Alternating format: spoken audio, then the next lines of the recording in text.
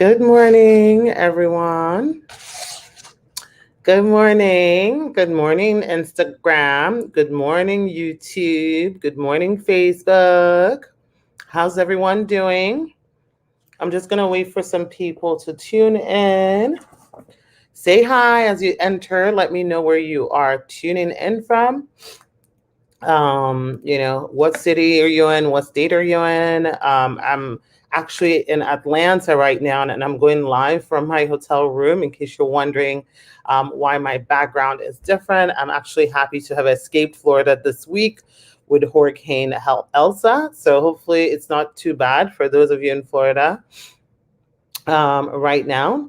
So I can see you guys all joining in. I have a good topic today. So before I start, definitely share this video with your friends, your family, anyone that is trying to immigrate or might need immigration assistance. Also, like us on Facebook and hit the subscribe button if you are on YouTube.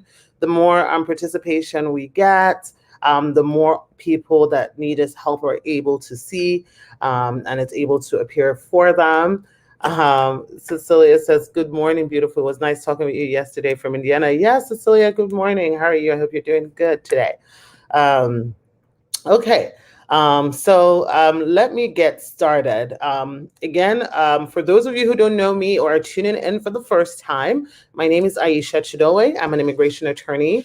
I am primarily based in the Orlando area of Florida. We have a satellite office here in Atlanta, but I take clients in all 50 states in the United States with their family immigration matter. So it doesn't matter where you're located. Immigration is federal law, and I'm happy to assist you with the process. For those of you on Instagram, my phone number is 407-995-6567. And, those of you on Facebook and YouTube, you can probably see my phone number just scrolling through there. So make sure you just save it. Pardon me if you see me going up and down because I have one screen up on Instagram and the other screen on YouTube and Facebook. That's why, if you see my face moving up, it's not that I'm ignoring one screen.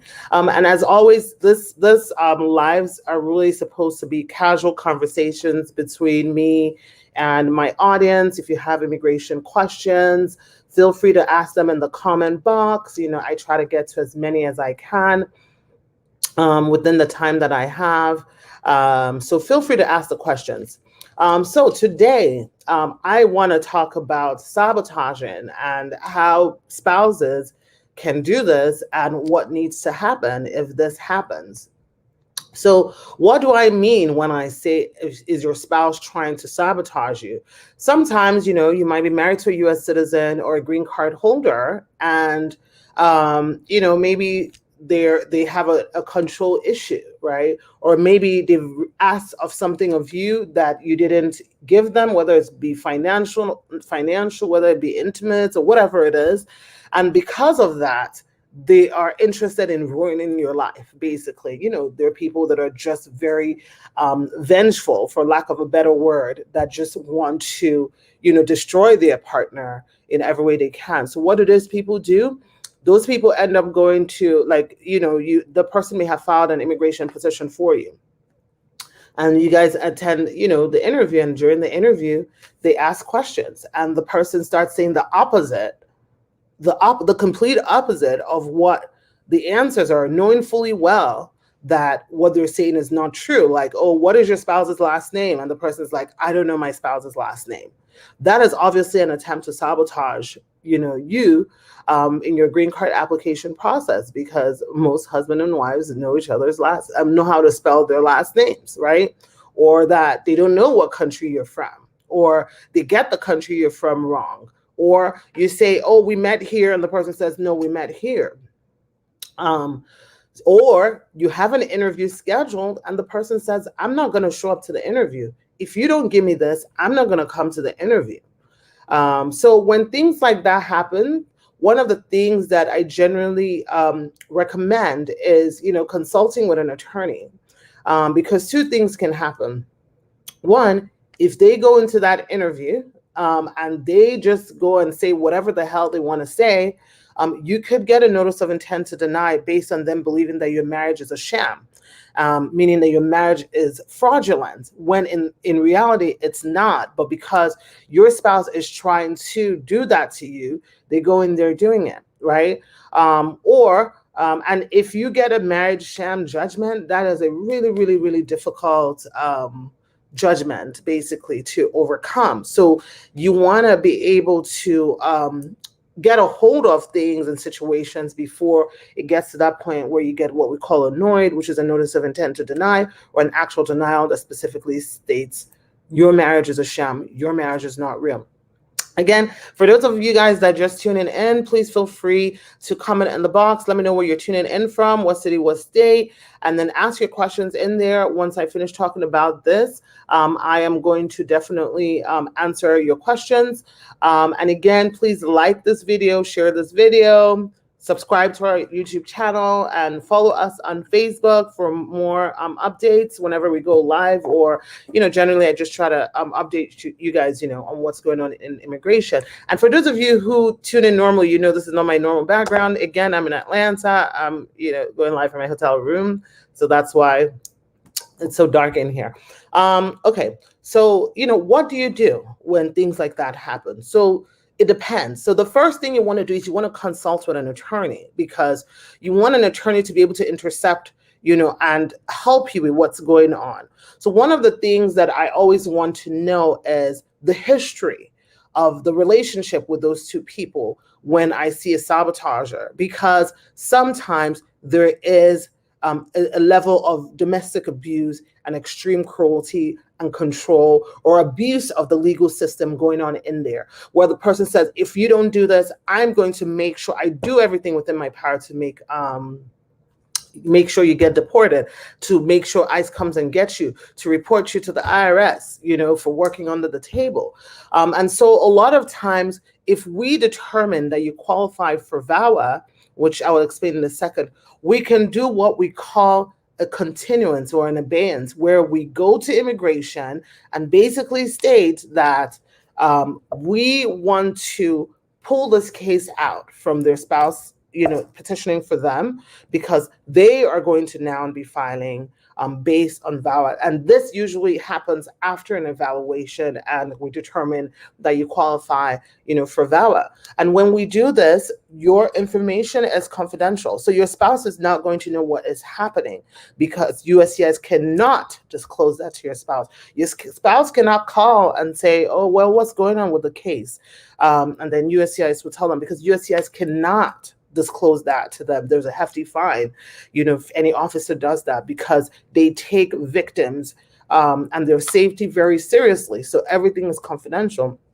And then usually what we do is we then submit your VAWA application, and we try to merge it with your marriage-based case, with your marriage-based petition.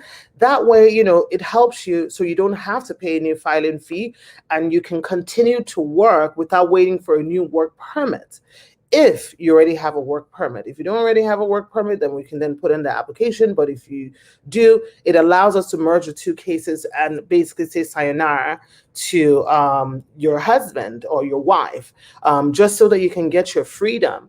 So that is one of the quickest ways to take your power back. You do not have to be in a situation where you're being sabotaged. If you even suspect that they're going to do that before your interview, call an attorney so that an attorney can either attend with you, or call me, I should say, call me.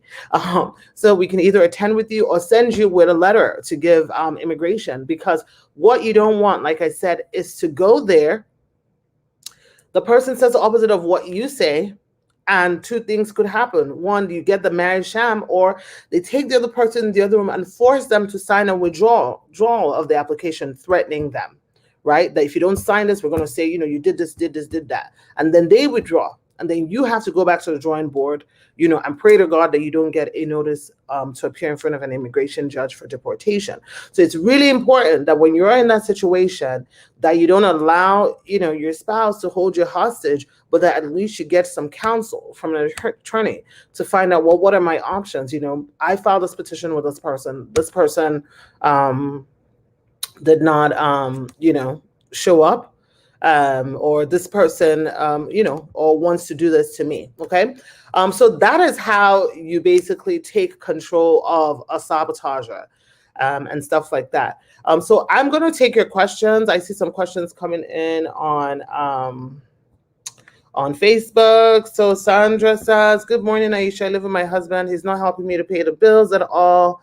I have to work 7 days for the week to pay bills. What can I do? I have a 2-year green card and I'm sick and tired of him. I don't know what to do. He's not helping me do nothing. I want to go. I don't know what to do. I have to stay in this marriage to get the 10-year green card. Please tell me what to do. Well, the first thing is, Sandra, I am so sorry that you're dealing with that. But no, you do not have to stay in a bad marriage. You do not have to stay in a bad marriage to get a 10-year green card. Guys, if I didn't make myself clear, let me make it clear again.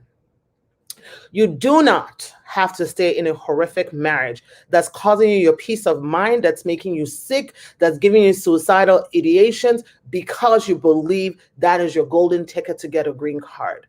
There are options for you. And I understand that a lot of people don't know what their options are. That is why I come on here every day and I talk about it. Listen, you don't even have to hire me, but you need to know what your options are because, with this pandemic, the rise in domestic violence, domestic abuse, suicide, because people are forced to be in the same household with their abusers on a permanent basis is scary. It's scary. So Sandra, in your situation, I would suggest, I will explain a little bit to you guys what some options are if you're in a similar situation. But Sandra, give me a call because I would like to evaluate you to see if you qualify for what I'm about to talk about. And my number is 407-995-6567. Again, it's 407-995-6567. You can also send us a message on WhatsApp if you want us to call you, 404-333-8751. So now, if you're in a situation where you have a green card, a conditional green card, which is basically a 2-year green card, typically, you need to remove the conditions in 2 years. And if your spouse is not there normally to remove the conditions with you or sign that form, usually you will basically lose your green card status, okay? You lose your legal permanent resident status. However, there are exceptions. So let's talk about the exceptions. The exceptions are, one, if you file a divorce. If you file a divorce, first of all, you don't even need to wait till your 2-year green card expires. You can submit a removal of condition by yourself. Let me repeat that again. You can submit it by yourself, requesting a waiver stating, look, I have a good faith marriage. I married this person. I believe my marriage is going to work, but irreconcilable difference, infidelity, whatever the reason why you're filing for a divorce, I'm gonna get back to you guys on Instagram. Somebody's cracking me up there. You file your divorce as long as you can show that you entered into that marriage with the intention of making that marriage work. But because of the behavior of your spouse, your marriage cannot work, and so you then filed for divorce. You can remove the conditions and get your 10-year green card. The critical thing is you have to show proof that your marriage was bona fide in the first place. So that's number one. Number two, if you have a spouse, like what I just talked about, sabotager, a spouse that is abusive. If you watched my live yesterday, for those of you on Instagram, I didn't go live on Instagram yesterday. I went live on Facebook and TikTok, but you can go to Facebook or YouTube to watch that live from July. What was yesterday? Was yesterday July 6th? So from July 6th, I specifically talked about signs to know if your spouse is abusive or extremely cruel, in case there's a blurry line or you're not sure. So if your spouse, the example given here has specific symptoms based on what it is that I talked about yesterday, you can file for removal of conditions based on extreme cruelty. You can file for removal of conditions based on abuse. If your spouse is extremely cruel to you, or if they're, or they're abusive towards you, you don't have to stay in the marriage. You don't have to. And again, there is no timeline. You don't have to wait 2 years. You know how normally when you get a conditional green card, you get it for 2 years. You don't have to wait 2 years if after a couple of months, after 6 months of being married, it's unbearable. You don't have to wait. Same thing, even after the 2 years pass and you forgot to renew it, to remove the conditions, you can still file. Same thing with divorce. Even after the 2 years have passed with your conditional green card and you just never did it, you can still file. And you can still file and reactivate your green card while your case is pending. So please, please, please do not sit down and suffer. Do not sit down and just suffer thinking that you don't have any options. And that's why I would say knowledge is the first step to freedom. You know, you coming here today, Sandra, might be knowledge for you that will lead you to your freedom. But for anybody else listening, you know, if you have a conditional green card, you don't have to stay with a person because you believe that, you know, they're going to do all the things to you and there's no way out of it. Same thing for those of you who your spouse has never even filed an application for you, but they're US citizens or green card holders. If that spouse, we can show that the spouse is extremely cruel to you and abusive, and you have a legit marriage, you can get your 10-year green card. You'll skip the 2-year phase. You'll go straight to a 10-year green card, even if you've been divorced, as long as the divorce has been less than 2 years. That's if you're doing a straight up VAWA. So OJ Blazin on Instagram says, you're right about that. Exactly. So let me take some more questions. So let's see. Okay, so Arthur K says, my wife has filed for me. I'm waiting for our interview. She always wants me to pay all the rent without helping me. My finance is not up to the rent for the whole month. What should I do? Again, Arthur, you're one of those cases where I would say definitely call me because I want to evaluate what is going on in your case. You asked me the question here is speculative. I mean, there's certain things that somebody might say or asking a question that raises a red flag, but speaking to you will, I want to be able to give you a confidential consultation, which you do deserve.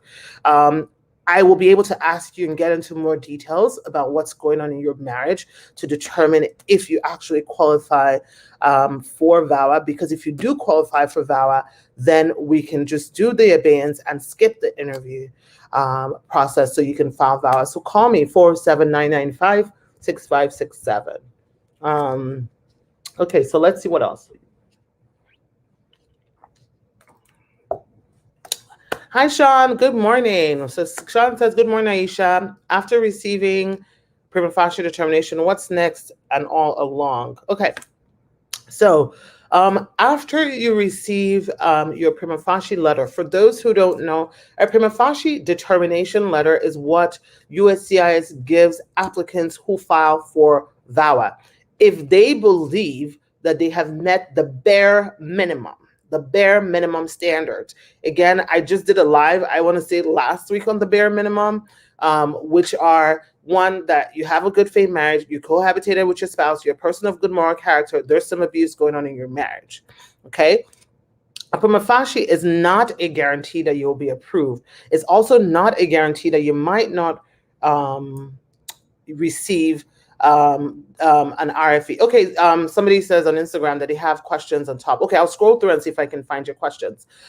So it's not a guarantee of that, but it's a good sign that your case is progressing along nicely. With a prima facie determination letter, what it does is that if you have children that are under the age of 21 years old and are not US citizens, were not born in the United States, even if they live outside of America, even if they live inside of America, even if they live with the other parent, they will be automatically listed as benefactors or derivatives of this application. And what does it mean to list them as a derivative of this application? It means that if Sean had a child and Sean got approved for VAWA, his children would get approved for VAWA, and those children under 21.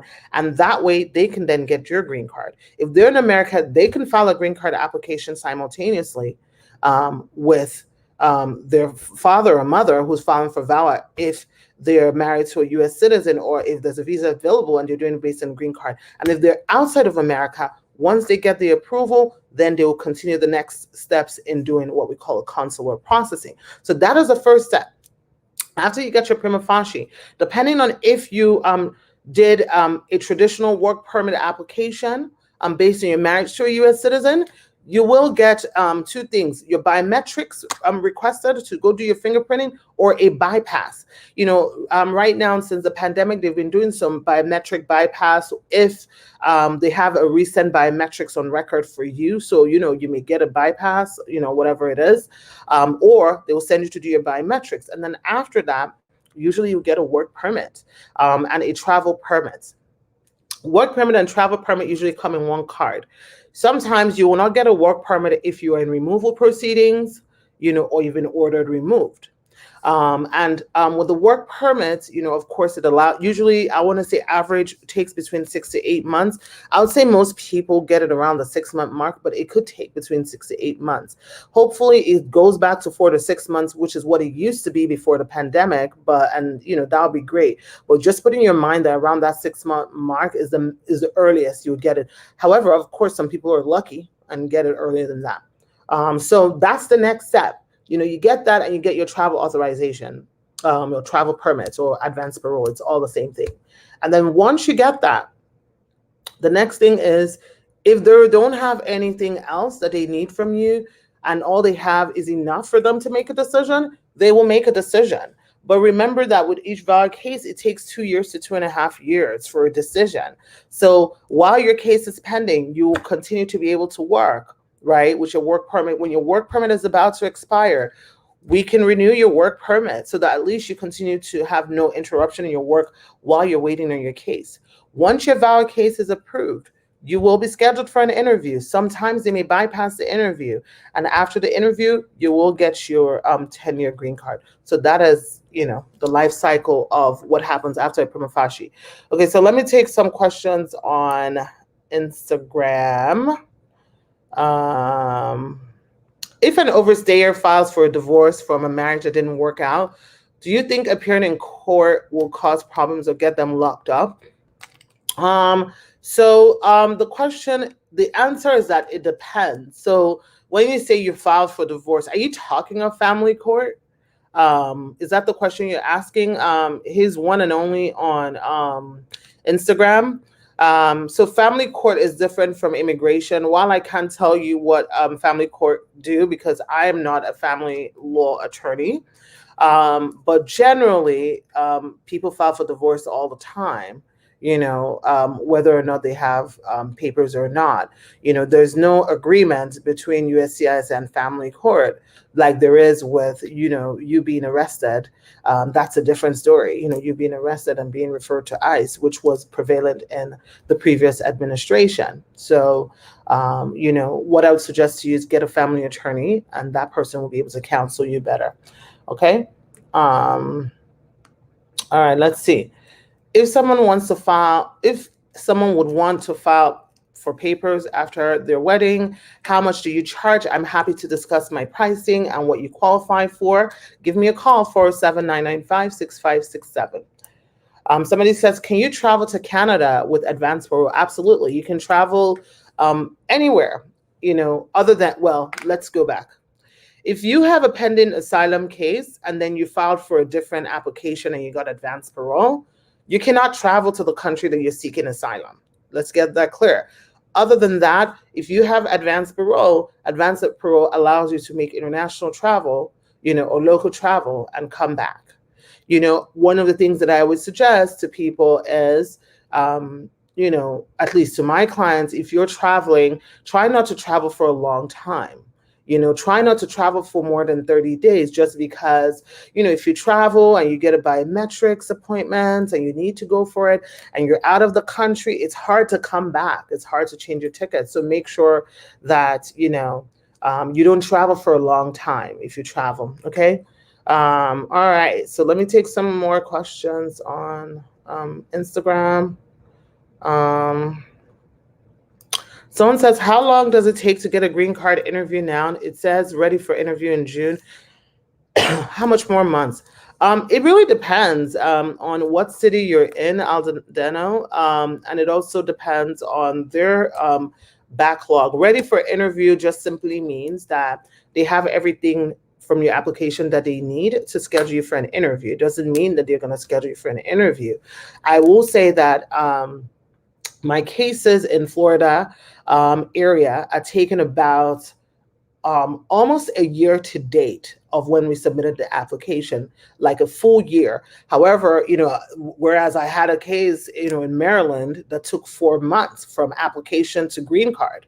So that's not necessarily the norm, but, just putting your mind or in your head, 12 months is the minimum, for a green card interview. And to further prove why this is the case, that is why USCIS has decided that everybody now that applies freshly for a work permit is going to get a 2-year work permit.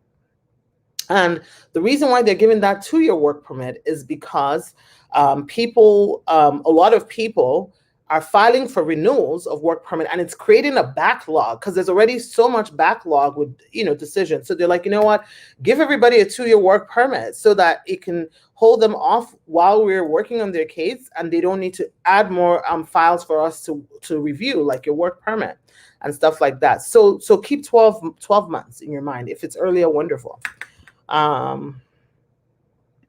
Okay, so Tiffany Bow says, good morning. I filed for VAWA. They requested more evidence. I've overstayed my time. I'm now divorced and returned home to the Bahamas. I received an appointment to do my biometrics. Will they allow me to go to this appointment? What?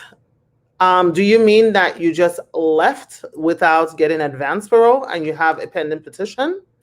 If that's the case, that is not good. That means you abandoned your application. But I'm not sure what that is the case. But for you, I would suggest a consultation, 407-995-6567. Let me understand a little bit about what exactly is going on with you. Okay.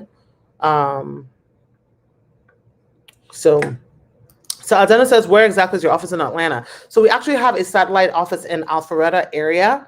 But most of our consults we do via Zoom or phone consults, but I love to see people on their faces, so I prefer Zoom so you can see me and I can see you. If you're within the local Florida, Orlando area, you can come to our office, on International Parkway. You can also come there now that, the pandemic is slowly reducing. You just have to follow, COVID protocols. So Glory says, how soon can one apply for a 10-year green card after receiving their 2-year green card? The earliest time would be 90 days before the 2-year expiration. So let's say your stuff expires in December. The earliest time would be, I'm so horrible with my math. Anyway, 90 days before December. That's the earliest you can apply, unless you fall into one of the categories that I mentioned earlier, where you're dealing with divorce or you're dealing with an abusive spouse. If that's the case, you can apply as early as you want or as late as whatever. Okay. Okay. F Man says, what happens when you file for adjustment of status on a marriage-based case without submitting your medical examination? Nothing. Actually, I don't submit medical examinations for a lot of my cases, unless it's a parent or child-based application, because with those, I know that it's easier for them to make a decision. The reason why we don't submit medicals is because we don't want your medical exam to expire by the time the interview is scheduled. So instead, we take the medical exam with us to the interview. So don't panic. If you didn't submit a medical exam, once they schedule you for your interview, go get a civil surgeon, do your medical, and take your unopened envelope with you to the interview. Okay? So Andrea says, same situation like Sandra, just that the interview was done. The case is under review 5 months now, and also have 2 kids on the filing and nothing from them yet. So should we stick it out? No, you should not stick it out. Give me a call, 407-995-6567. Let's see, understand what's going on and where you are. Are you consular processing or are you in America? All of those make a difference. Okay, so let me see. Let me just take some more cases, some more questions on Instagram. Good morning. Is it possible to get a work visa as a musician, songwriter, and do you work on O visa cases? So I don't handle O visa cases or business immigration cases. So I won't be able to answer your question. I handle family-based immigration. Somebody says, can I file for citizenship while my VAWA is in process or before going for a VAWA interview? I already have my 2-year green card. So for those who don't understand, because this question is a little confusing if you're not knowledgeable about the way immigration works. So this person actually doesn't have what you call a traditional VAWA case. What she has, as opposed to a VAWA, is a conditional removal case that is based on extreme cruelty and abuse. So if you have a removal of condition case based on extreme cruelty and abuse, you can file for your citizenship once you count 2 years and 9 months. 2 years and nine. I said 2 years and 9 months. Yeah, 2 years and 9 months from the date on your conditional green card, where it says, residents, permanent residents, or green card holders since X date. So count 2 years and 90, 2 years and 90 and 9 months from that date. So whatever that date is, you can file. But let me pause here and say this. If you are somebody who is not sure about your application, or sure that your application is going to be approved and that you have a slam dunk case, meaning that you have all the evidence to show that you have a legit marriage, I would suggest you wait for them to make a decision in your case before you do that. But that's up to you. Let's see. So Patrick Dozier says, can you recommend another lawyer to me? No, I can't. But if you want to find another lawyer, you can go to avvo.com and search for asylum lawyers, and I'm sure you'll find one. But I don't know any of their work ethic and stuff like that. So I don't want to recommend someone to you and then they don't do a good job for you. Someone asked on Instagram, can you be outside the USA for 3 months, even if you have a work visa, as in domestic staff accompanying a USA diplomat? So the answer really depends. It really depends. Why are you outside for 3 months? And then somebody says, if I get a 10-year green card without getting a 2-year green card, when can I file for my citizenship? I've been married for over 3 years already. So what you want to do is you want to do the same exact thing. Count 2 years and 9 months from the time you got that 10-year green card. At that time, you can then put in your application with your spouse. If you are divorced from your spouse, then you have to wait until 5 years. So 4 years and 9 months before you can put in the application. Okay. So Glory says, is it advisable to travel internationally with a work permit? Do you mean travel permit? Okay, yeah, I see. You said, sorry, I meant travel permit. Nothing is advisable. I can't give you legal advice because I'm not your attorney. Everything I say here is for literally informational purposes. That being said, do people travel outside the country? Yes, they do travel outside the country. Just don't travel for a long time and come right back. If you're in removal proceedings or potential deportation, do not leave the country. Okay. Someone says, Sophia says, my daughter is 31. How long would it take for her filing to come through? So I guess the answer really depends, Sophia, on whether you're a U.S. citizen or a green card holder. For a U.S. citizen, we're seeing timelines right now in about 6 years. And for green card holders, as long as your 31-year-old daughter is unmarried, we're seeing timelines of about 5 years. So believe it or not, in your situation, if a green card holder, the timeline is shorter by a year. So that's the answer to that. So this person, I can't see the follow-up of your question. Okay, I see. I had my interview 6 months ago, and my case is still under review. What should be my next step? So your next step, if your case is still under review, is trying to do what we call an ombudsman request, just to see if they can push for you or advocate for you to help you get some decision, good or bad, just get you some decision so you can move on with your life. If that doesn't work, you can also try for congressional assistance, to see if that helps. If you'd like us to assist you, you can call us 407-995-6567. Thank you. Okay, someone says, thank you. God bless you. You as well. All right, so someone says, if you're married and your spouse refuses to file your documents and later on abuses you and puts you out of the house, what can you do in this case? You can certainly potentially qualify for VAWA and to self-petition by yourself without the help of your spouse. If that is you, you can definitely call me 407-995-6567, and I'll be happy to evaluate you to see if you qualify, okay? And then Sophia says she's a green card holder. Okay, yeah. So if as a green card holder filing for your daughter who's 31, as long as that child is unmarried, you can petition for her as a green card holder. Timeline right now is about 5 years. But keep in mind that this changes every month. So every month USCIS issues a visa bulletin where it says basically what's available, when, or how long the case will take, or what date they're processing. So because I say 5 years now doesn't mean tomorrow it might not be 3 years, or it might not be 7 years. So I'm just telling you from July. So in August, we don't know what it's going to be, okay? Okay, guys, are there any other questions before I jump off? Let's see if I missed anybody.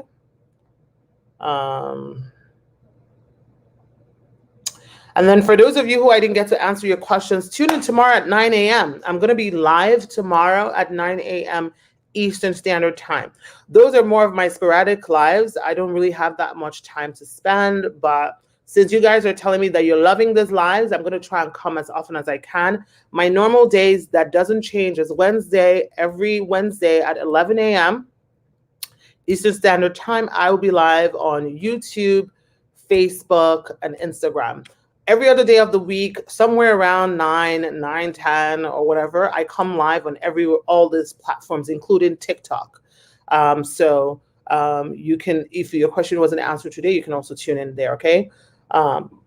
Let's see. All right, let me answer 2 more questions and then I'm out. Okay, so Onisha, I am so sorry if I'm pronouncing your name wrong. So you said, hey, love, I got my green card for 1 year and 4 months, petitioned by my husband. So, okay, your husband filed a petition. Congratulations. When should I apply for my citizenship? So if you're still married to your husband at the 2-year, 9-month mark, basically 3 years, then you can apply for citizenship, provided you've had your green card, for 3 years and you've been married for that long as well. How long does it take to get a green card through marriage? It takes anywhere from 12. So, with immigration, there's no standard. It's difficult to give you a standard time. It could take anywhere from 12 to 15 months. Are there people that it takes longer? Yeah, there are people that it takes longer. Are there people that it takes a shorter time? Yes, there is. But this is the average that we're seeing right now, 12 to 15 months. Okay, people.